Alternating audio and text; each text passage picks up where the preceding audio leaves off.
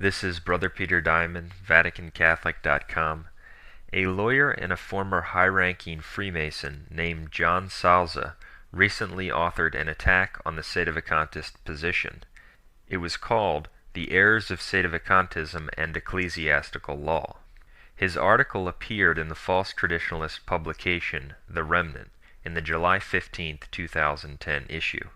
On our website, we recently posted an article that refutes Salza's article in detail. It carefully examines his arguments and identifies his primary errors and distortions of Catholic teaching. It also takes some time to expose his distortion of canon law. The article also covers how, in the process of making his arguments against the Sedevacantist position, John Salza falls into numerous, massive contradictions. You will find a link to that article in the description of part 1 of this video. But I want to discuss some of the highlights and the main points in this video. First of all, it should be pointed out that this article that Salza authored was somewhat persuasive for certain people. We received some letters from a few individuals who attached Salza's article as if it constituted a total refutation of the Sedevacantist position. That's why exposing the massive problems with his article and refuting his arguments was necessary and important. I also want to say that on August 23, 2010, I challenged John Salza to a debate on the topic of Sedevacantism. This was before my article came out, and I sent him an email which stated, "Hi John, my name is Brother Peter Diamond. I'm a member of Most Holy Family Monastery. You're probably familiar with us or with some of our material.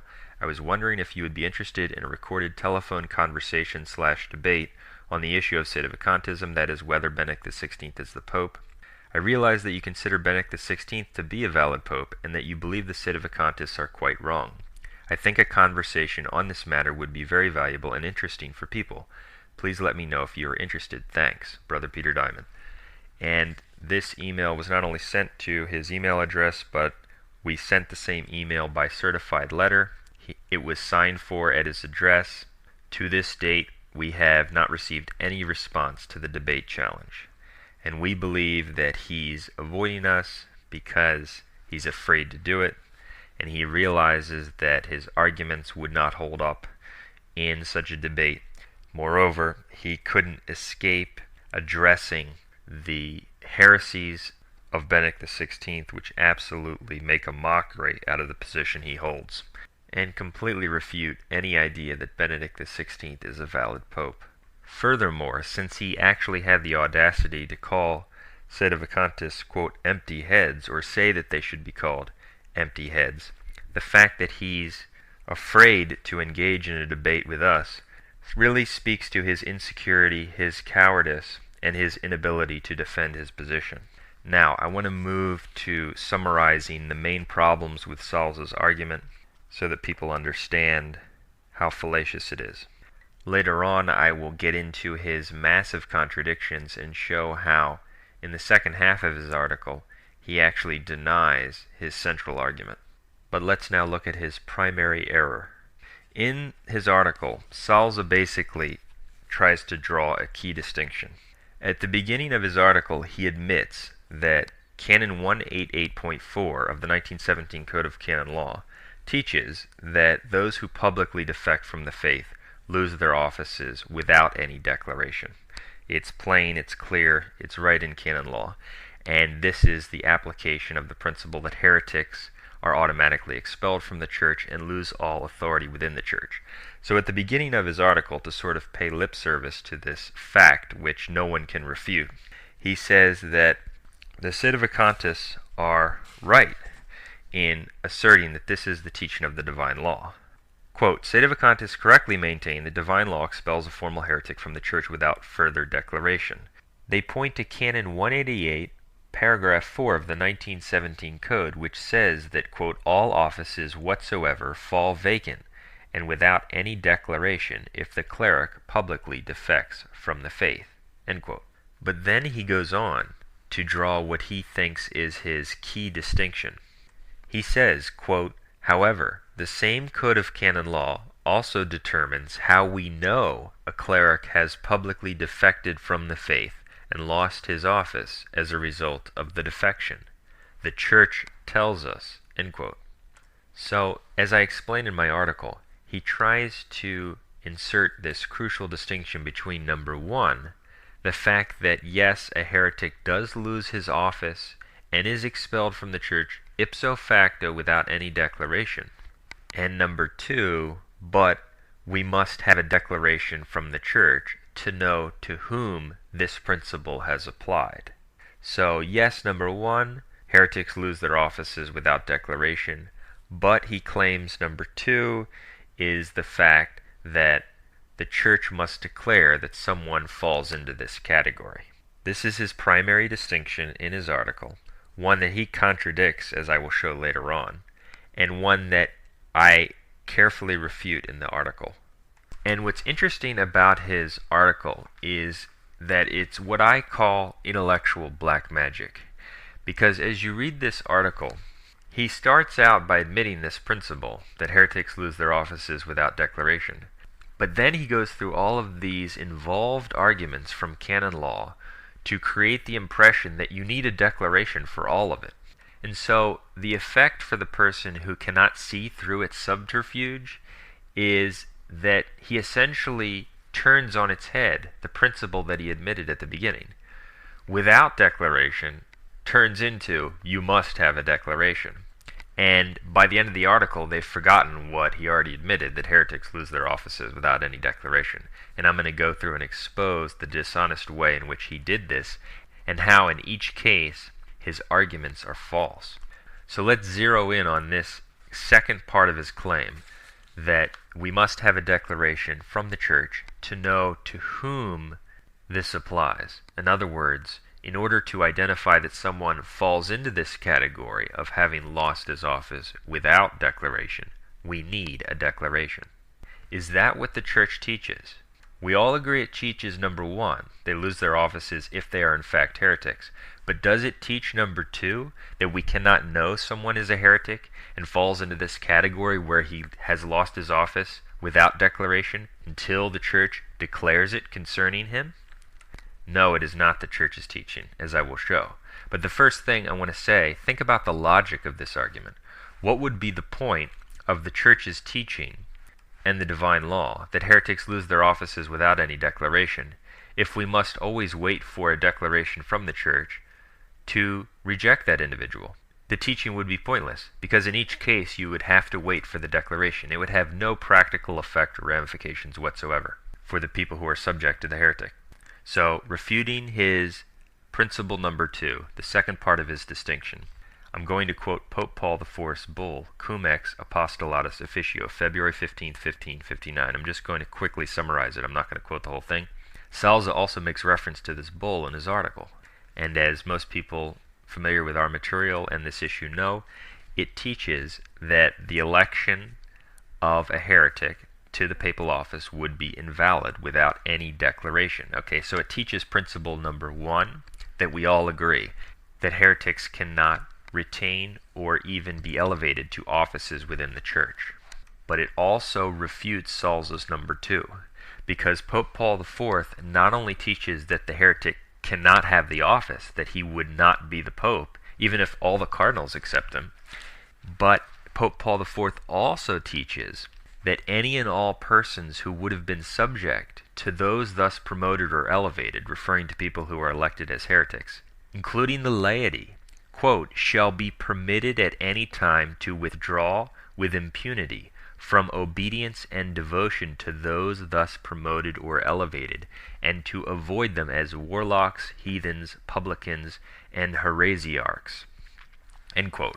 So Pope Paul IV completely refutes and destroys Salza's argument and his whole article and his key distinction, because he not only says, number one, that the heretic will not have the office because he can't, he's not in the church, but he says the opposite of Salza on number two, that Catholics, before any declaration has been made, can reject the heretic. So contrary to what Salza says, Catholics must wait for the declaration from the Church to determine who falls into this category. Wrong. Pope Paul IV completely refutes it by saying that prior to any declaration, Catholics can reject this person if it is clear that he's a heretic. That blows his whole argument out of the water, and I will go through more of his errors in the next part. And it's important to listen to the remaining parts because there are some massive contradictions and some deeper issues involved on which Salza truly stumbles. And in exposing them, we see the full extent of the deception that was involved in this article, as well as in those who obstinately adhere to the anti-pope and the counter-church.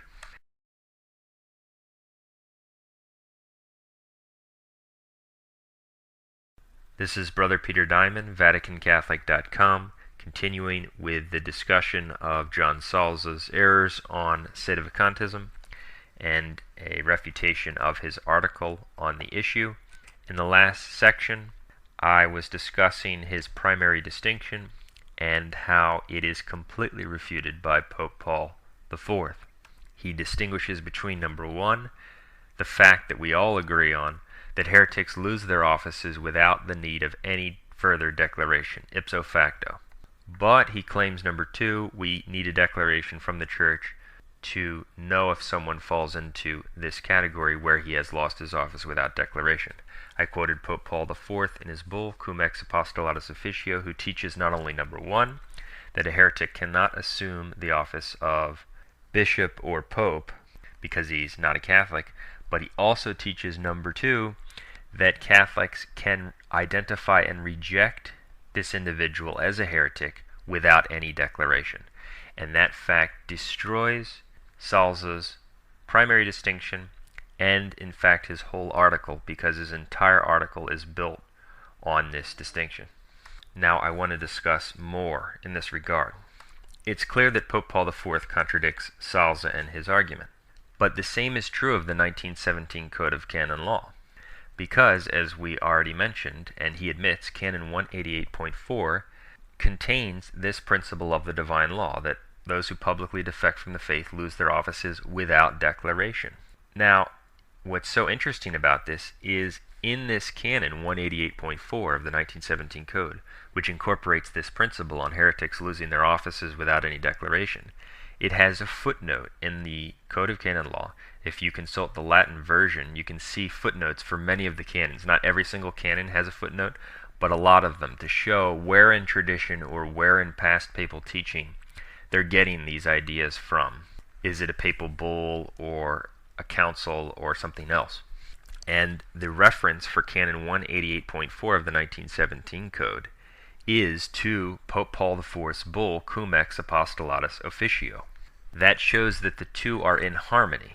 And while it's true that the bull of Pope Paul IV is more expansive on a Catholic's ability to recognize the heretic without a declaration and reject him, Canon 188.4 necessarily teaches the same thing, because both of them include the same core principle that heretics lose their offices without declaration. And Canon 188.4 cites Pope Paul IV's bull, and it's completely unreasonable to believe that the 1917 Code and Canon 188.4 are contradicting Pope Paul IV while quoting him and repeating the core principle of his bull. Are the non-Sedevacantists, including Salza, going to argue that Pope Paul IV does in fact teach that a Catholic can recognize and reject a heretic before any declaration has been made, as is indisputable? But the 1917 Code of Canon Law teaches exactly the opposite, even though it quotes Pope Paul IV's bull for its teaching on this matter. By incorporating the principle of the divine law, that heretics lose their offices without any declaration, and giving a reference to Paul IV's bull, it's very clear that the 1917 Code is reiterating the traditional principle made explicit in Pope Paul IV's bull, that number one, publicly heretical claimants lose their offices or cannot assume them without any declaration, and number 2, such heretics can be recognized and rejected by Catholics. Moreover, as already covered, number 1 is pointless unless there is an actual application of number 2. Furthermore, a true understanding of this principle, number 2, that Catholics can also recognize the heretic without a declaration, is perfectly consistent with St. Robert Bellarmine's teaching on this matter. The quotes from St. Robert Bellarmine on this topic are somewhat well known at this point, and it's rather remarkable that Salza would not only so clearly contradict Bellarmine but the teaching of the Church when he says the following, quote, "It should go without saying that the required declaratory sentence must be given by ecclesiastical authority, Matthew 18:17, Titus 3:10. Of course, nothing in either positive law or divine law permits just any Catholic individual or group to issue declaratory sentences and ecclesiastical censures, nor does the law permit Catholics to licitly resist a duly elected pope in the absence of these required ecclesiastical adjudications." End quote. This is an astounding error. He says that there's nothing in Catholic teaching or the divine law that allows Catholics to reject a man who purports to be the Pope, unless there's a declaration. Salza not only directly contradicts Pope Paul IV and the traditional teaching of the Church, but also the well-known quotations from St. Robert Bellarmine, who simply explains what the Church has always taught on this issue. St. Robert Bellarmine, in his work on the Roman Pontiff, says, "For in the first place it is proven with arguments from authority and from reason that the manifest heretic is ipso facto deposed. The argument from authority is based on St. Paul, Titus 3:10, who orders that the heretic be avoided after 2 warnings, that is, after showing himself to be manifestly obstinate, which means before any excommunication or judicial sentence." End quote. So he directly contradicts Salza, who says you must have the sentence. Furthermore, he directly contradicts Salza on his understanding of Titus 3:10 and the other scriptural passages. And what Salza does not understand and corrupts is that a person can refuse to hear the Church not only by resisting an actual declaration from a living member of the Church, but also by refusing to submit to the already established rule of the magisterium. As Pope Leo XIII teaches in Satis Cognitum, the practice of the Church has always been the same. The Church has always held as outside Catholic communion those who would depart from the authoritative rule of the magisterium. That is refusing to hear the Church. You don't need a declaration. So if someone's rejecting Catholic teaching from the Council of Trent, etc., he's refusing to hear the Church. He is showing himself to be obstinate, as St. Robert Bellarmine explains, before any formal excommunication or judicial sentence. So Salza blatantly contradicts what Bellarmine says on this as well. And it should be noted that what St. Robert Bellarmine says is in reference to a man who claims to be the Pope. So he obviously teaches that a so-called Pope who is clearly heretical can be recognized and rejected without any declaration. And there's an even more precise and devastating quote I'll get to later, which further refutes Salza and his fellow heretics. Now that we quoted that, I think it's worth asking, is it likely that St. Robert Bellarmine and Pope Paul IV, who both definitely contradict John Salza, that's beyond dispute, also directly contradict the 1917 Code of Canon Law on the matter of a Catholic's ability to recognize a heretic without any declaration, principle number 2, while being perfectly in harmony with the Code on the related issue of loss of office without any declaration, principle number 1? Or is it more likely that John Salza has misunderstood and misapplied the canons he thinks teach a declaration is always necessary for a Catholic to recognize and reject a public heretic? It's obviously the latter. Salza has distorted and misapplied the canons he uses, as I will show very clearly. And so we have Pope Paul IV, Bellarmine, clearly teaching that you can recognize that someone has lost his office without any declaration. We have the Code teaching that they lose their offices without any declaration. citing Pope Paul IV. We also have the argument from reason that number 1 would be pointless without number 2 if you couldn't recognize it. It's undeniable what the Church teaches on this issue. With that said, let's move on to Salza's massive distortion of various canons of the 1917 Code of Canon Law. And you will definitely want to stay tuned for when I get into his astounding contradictions.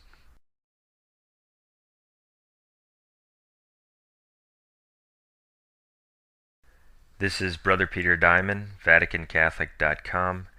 This is part 3 of the discussion of John Salza's errors on Sedevacantism, refuting his article that attacked the Sedevacantist position. In the last part, we left off speaking about how John Salza's primary distinction between the fact that heretics lose their offices without any declaration and number 2, that a declaration is supposedly required for Catholics to identify who is a heretic, is completely refuted by the teaching of Pope Paul IV, St. Robert Bellarmine, who is simply explaining what the Church has always taught, and also by the 1917 Code of Canon Law, because it quotes Pope Paul IV's bull while repeating the core principle that heretics lose offices without any declaration. Nevertheless, Salza's article asserts repeatedly that the 1917 Code of Canon Law, and that's primarily what he relies on, teaches that a declaration is required for a Catholic to recognize a heretic. So now I want to look at the canons he brings up and show how he has misused and distorted them completely. He cites canons 1557 and 1558 of the 1917 Code of Canon Law, and he says, quote, "First, the 1917 Code says that the Pope is the sole judge of the cardinals. Canon 1557, paragraph 1-2 says, quote, "It belongs entirely to the Roman Pontiff to judge cardinal fathers, cardinal priests," end quote. Moreover, Canon 1558 says, quote, "In the causes of which Canon 1556, 1557 treat, the incompetence of any other judge is absolute," end quote. In other words, only the Pope and no one else can judge a cardinal in doctrinal or disciplinary matters. The Pope's authority is absolute in this regard. Unlike the Pope, who has no judge, the cardinals do have a judge, and it is the Pope alone. Therefore, the Pope alone determines if a cardinal prior to his elevation as Roman Pontiff has deviated from the Catholic faith or fallen into some heresy. End quote from Salza. So that's the argument he makes, and as I said in my article, this is the type of argument that is superficially persuasive, but in fact completely wrong. Here's why his argument proves nothing. It's because these canons pertain to trials. They have no relevance to the issue. The principle that a heretic loses his office without declaration means without a trial. Without declaration means without a trial. These canons deal with the procedures and processes for conducting trials and are therefore completely irrelevant. In fact, they come within a section called, quote, "On Trials in General." Canons 1557 and 1558, which he brings up and quotes, simply legislate that a pope alone has the right to preside over the trial of a cardinal or designate the judge at a trial. Certainly that's true, and completely irrelevant, because we're talking about things that take effect without any declaration or trial. The Code itself teaches in Canon 188.4, as we already discussed, that the publicly heretical cleric loses his office without any trial or declaration. As Pope Paul IV said, as we already quoted, that this takes effect and the heretic can be recognized, quote, "without need of any further declaration," in other words, without a trial. As Bellarmine said, he can be rejected, quote, "which means before any excommunication or judicial sentence," in other words, before any trial. So the argument is specious and proves nothing except his own incompetence or malice and his ability to distort canon law. Let's move on to his next misapplication of canon law. It's Canon 1939, and he makes a similar mistake. It's a similar type of argument. He cites this canon and says, quote, "The 1917 Code of Canon Law imposes other requirements that Sedevacantists ignore. For example, Canon 1939, paragraph 1 requires a special investigation for certain transgressions against divine law, for example, heresy, if the transgression is not notorious or not entirely certain, but has arisen from rumor or public report. Before anyone is summoned to answer for the transgression, a special investigation must be undertaken to decide whether and or what foundation the charge may be founded." End quote from Salza. Once again, completely irrelevant. If you look at the context of this canon, you will discover that it comes in section 2, quote, "on particular norms to be observed in certain types of trials," end quote.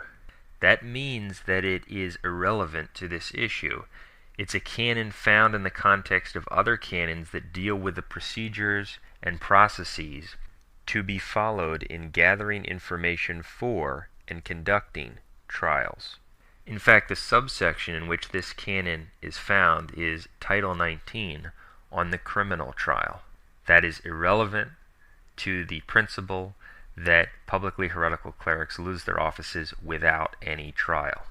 Obviously, the code is going to lay down procedures for how trials are to be conducted and how an investigation should occur in normal times. However, these procedures do not invalidate the principle that the code already taught in Canon 188.4 and was taught by Pope Paul IV and by Bellarmine, and flows from common sense and all of church tradition on the external unity of faith, that a clearly publicly heretical cleric loses his office and can be recognized without any trial. And this is especially true when we consider situations in which those who would be held responsible for investigating ecclesiastical crimes are themselves the ones who have publicly defected from the faith, rendering a normal investigation procedure impracticable. And that's why the Code and Pope Paul IV and the tradition of the Church teach that heretics can be recognized without any declaration. Because if you always had to wait for the declaration, then a Catholic would be at the mercy of the wolf. In fact, in his bull, Pope Paul IV says that he made this decree specifically to make it clear that Catholics could reject such a heretic, so that the, quote, abomination of desolation would not take root in the Church of God.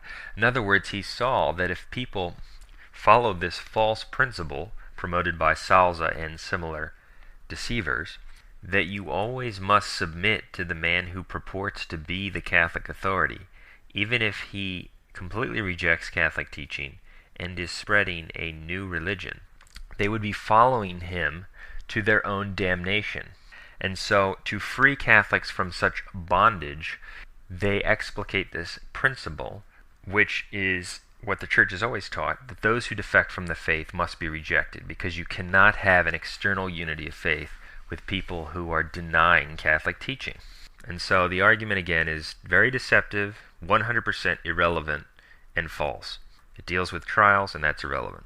And to show the demonic stupidity behind these arguments, we just have to consider that according to Salza and his fellow heretics, Catholics, since they have to wait for a declaration, should profess communion with the Vatican II clergy, who themselves profess communion and in fact commemorate as a servant of Christ people like Ted Kennedy, who was in favor of, quote, gay marriage and abortion.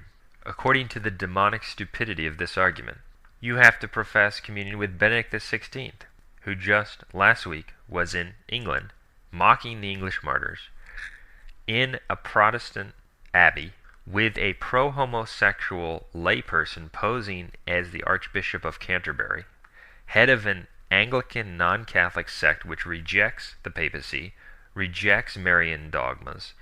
He gives a, quote, joint blessing with this notorious heretic and engages in condemned interfaith worship with him. This is just standard in the counter-church.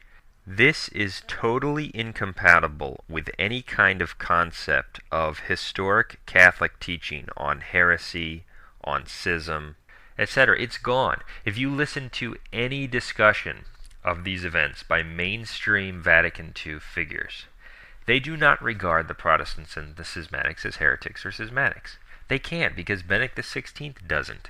And so what has been imbibed is a total repudiation of traditional Catholicism. Heresy is no longer heresy, schism is no longer schism, and this is the end result, the demonic result, of the teaching of heretics like Salza, who would have Catholics submit to a clear anti-pope, a heretical monster like Benedict XVI, and pervert Catholic teaching, which truly declares that you can recognize such obvious defectors from the faith as outside the Church. It's not a question if Benedict XVI believes in traditional Catholic teaching. He doesn't. It's a fact.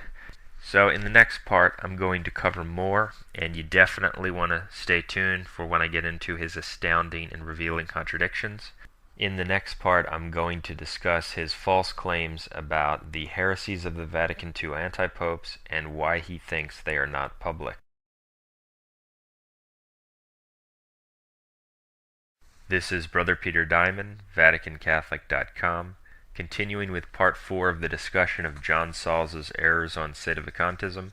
In the last part, we talked about some of his misapplications of canon law, and how he wrongly applies canons that deal with the procedures and processes for trials to this issue, and they are irrelevant because the principle at work is loss of office without any declaration or trial. Now I want to look at his claim that the heresies of the Vatican II anti-popes are not public.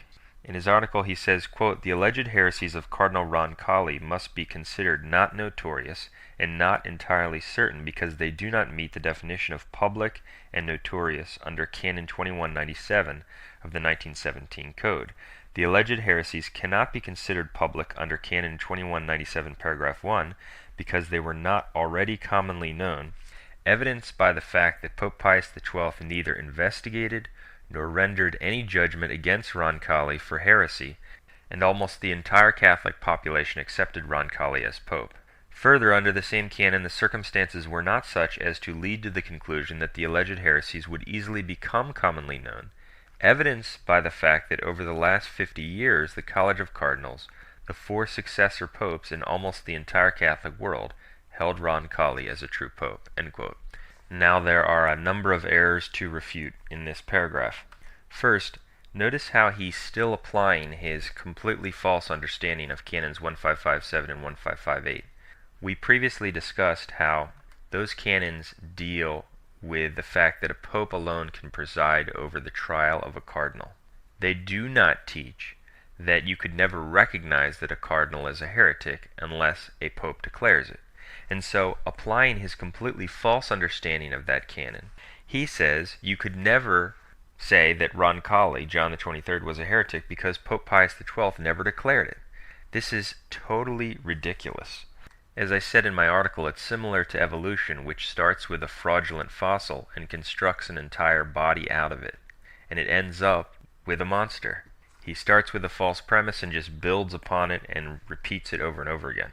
So his attempted application of those canons is wrong, again, as we already showed. But let's look at Canon 2197.1 and what it says about public. It says, "A crime is public if it is already commonly known, or the circumstances are such as to lead to the conclusion that it can and will easily become so."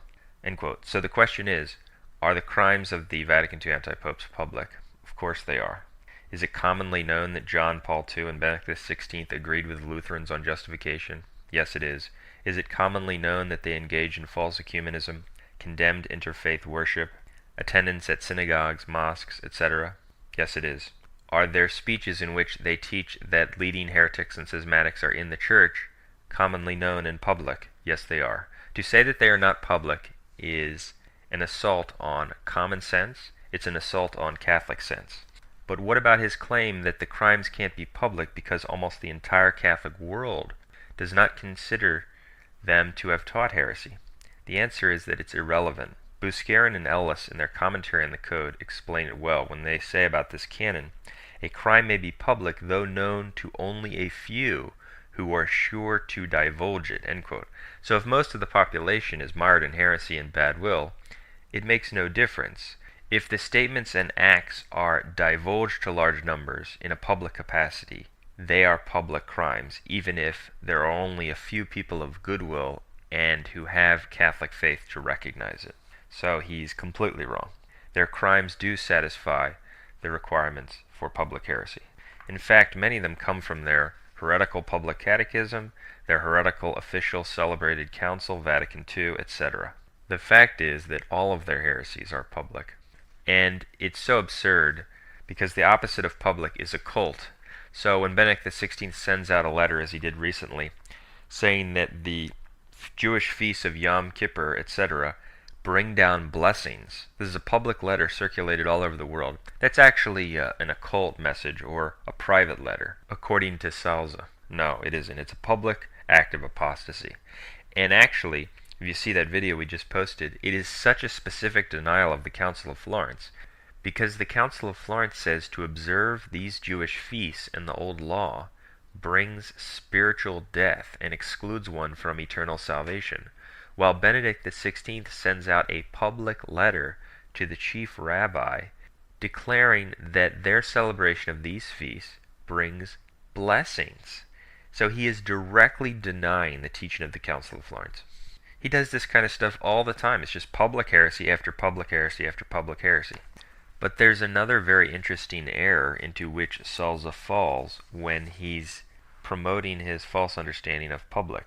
Remember that he said that the heresies are not public because, quote, the circumstances were not such as to lead to the conclusion that the alleged heresies would easily become commonly known, evidenced by the fact that over the last 50 years, the College of Cardinals, the 4 successor popes, and almost the entire Catholic world held Roncalli as a true pope, end quote. Hence, he argues that since the College of Cardinals, etc., accepted these guys as popes, the crimes couldn't be public. Once again, we have caught Salza arguing directly against the teaching of Pope Paul IV. Do you remember this? Pope Paul IV, cum ex apostolatus officio, quote, the promotion or elevation, speaking of a heretic, elected pope, even if it shall have been uncontested by the unanimous consent of all the cardinals, shall be null, void, and worthless. And he also says, nor through the putative enthronement of a Roman pontiff, or obedience accorded to such by all, the laity shall be permitted at any time to withdraw and reject the individual. So directly contradicting John Salza, Pope Paul IV declares that even if all the cardinals, and in fact the entire church, give this man obedience, his election and acceptance of the office would not be valid, and that the laity shall be permitted to reject him. Was Pope Paul IV contemplating a sin of heresy that could qualify as public? Obviously he was. Therefore, it's certain that a heresy can be public, even though the cardinals and almost the entire church fail to recognize it. Salza is completely wrong and directly refuted by Pope Paul IV's bull once again. Now I want to move on to Salza's massive contradiction and his outrageous deception and error on Canon 2264. Of all of his mistakes and misapplications of canon law, this might be the most pernicious and the most revealing. In his article he says, quote, the presumption of valid papal elections is also reflected in the 1917 Code. Canon 2264 provides that even if a cardinal excommunicated himself for heresy prior to his election to the papacy, his jurisdiction as pope is valid and also licit if recognized by the faithful. And to support this, he cites Canon 2264, which says that an act of jurisdiction carried out by an excommunicated person, whether in the internal or external form, is illicit, and if a condemnatory or declaratory sentence has been pronounced, it is also invalid, without prejudice to Canon 2261, paragraph 3, and it goes on to make reference to 2261, paragraph 2. End quote. So let me explain. He's saying here that according to Canon 2264, even if a cardinal was excommunicated for heresy, and therefore a heretic, prior to his election, he would still be the pope, and his jurisdiction as pope would be valid, because this canon says so, according to Salza. Now, before I refute his misunderstanding of this canon, we have caught Salza in a massive contradiction. Remember at the beginning of the article, he admitted that Sedevacantists are correct when they say that a cleric who has excommunicated himself for heresy would lose his office without declaration. That was principle number 1, remember? Heretics do lose their offices without declaration. His only disagreement was number 2, how we can recognize that. But now he's contradicting himself because he's saying that even if he was a heretic, according to this canon, he still would be the Pope and would have jurisdiction as Pope, and therefore would have his office. Let me quote what he said at the beginning. Quote, Sedevacantists correctly maintain that divine law expels a formal heretic from the Church without further declaration. They point to Canon 188, paragraph 4 of the 1917 Code, which says that all offices whatsoever fall vacant and without any declaration if the cleric publicly defects from the Catholic faith. So he admitted that already. Now he's directly contradicting himself. This is really revealing. Because this is not a side issue. This is a central issue. It demonstrates that he does not understand what he's talking about, that he will just throw anything out there, hoping it will stick, and that his understanding of this canon is completely wrong, and if it were true, would directly not only contradict his article, but what the Code teaches in Canon 188.4. And it's beyond dispute that he's contradicting himself, because the Pope's jurisdiction over the universal church is attached to his office. Ordinary jurisdiction is attached to an office. It goes with it. If you lose the office, you lose the jurisdiction. If you have the office, you have the jurisdiction. And so he says at the beginning of his article they lose their offices if they are in fact heretics. That means they lose their jurisdiction as Pope. Now he says, quote, Canon 2264 also indicates that even a pope who as a cardinal excommunicated himself for heresy still has valid jurisdiction over the church. It's a direct contradiction. This is Brother Peter Diamond, VaticanCatholic.com. This is part 5 of the discussion of John Salza's errors on Sedevacantism. At the end of the last part, I was explaining how in his article against Sedevacantism, which is called The Errors of Sedevacantism and Ecclesiastical Law, he blatantly contradicts himself on a central issue. At the beginning of his article, he admits that the Sedevacantists are correct when they say that a heretic would lose his office without any declaration. He says that this is the teaching of the divine law and canon law, Canon 188.4. So he admits if someone is in fact a heretic, he cannot have an office in the church. However, later on in his article, he directly contradicts himself when discussing Canon 2264, because he argues that according to that canon, even if someone is a heretic, he would retain jurisdiction over the universal church. Since such jurisdiction, that is, ordinary jurisdiction, is attached to an office, by arguing that the person who is a heretic retains the jurisdiction over the universal church, he is saying that he retains the office. Hence, he directly contradicts himself on a central issue, and that proves that he does not understand what he's talking about, that his position is completely false, and that he will just throw anything out there, hoping that it sticks. Now, I want to quickly refute what he says in the second half of his article about Canon 2264, even though the first half of his article refutes it. He says that according to this canon, an excommunicated heretic would retain his jurisdiction over the universal church. And this is completely wrong, simply because the canon is not dealing with loss of office, but rather with the fact that Catholics may receive certain sacraments from excommunicated persons.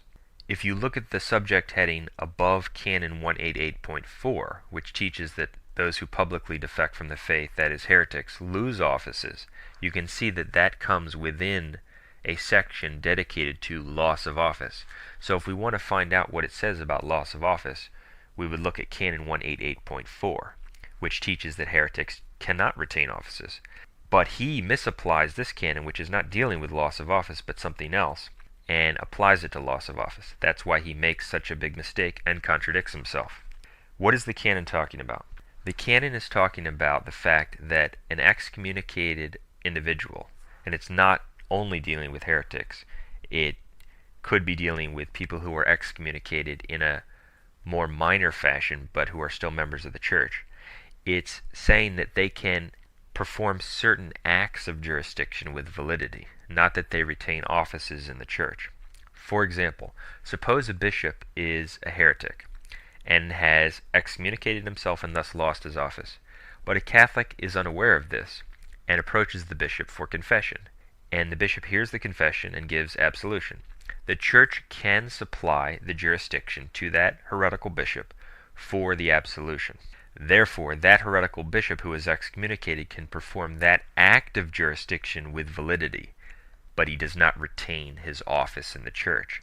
That's the crucial distinction that Salza is unaware of or ignores, and that's why he falls into such an error and such a blatant contradiction. That's what Canon 2264 is talking about, and that's further proven by the fact that the canon itself comes within the context of canons dealing with this topic, and it makes reference to Canon 2261 two times. Canon 2261, if you read it, deals with the faithful approaching excommunicated persons for certain sacraments or sacramentals. Exactly what I'm talking about.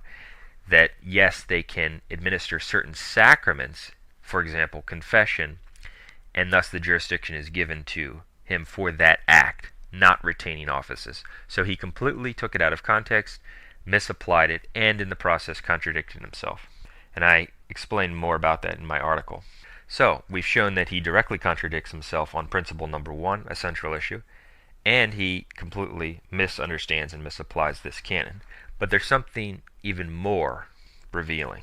Remember how at the beginning of this discussion I explained how Salza draws this key distinction between principle number 1, the fact that heretics lose their offices in the church, and principle number 2, how we can know that.